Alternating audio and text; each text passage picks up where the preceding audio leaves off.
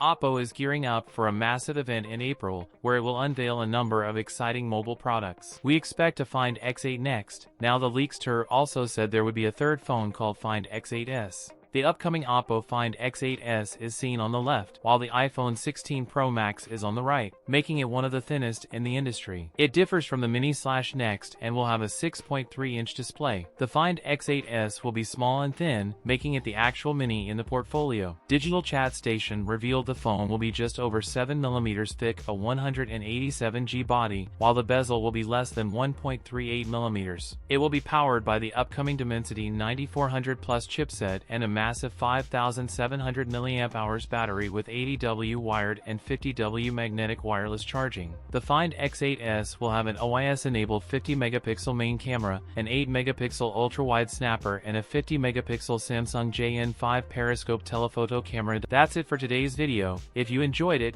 don't forget to like, comment, and subscribe for more content. Thanks for watching, and I'll see you in the next one.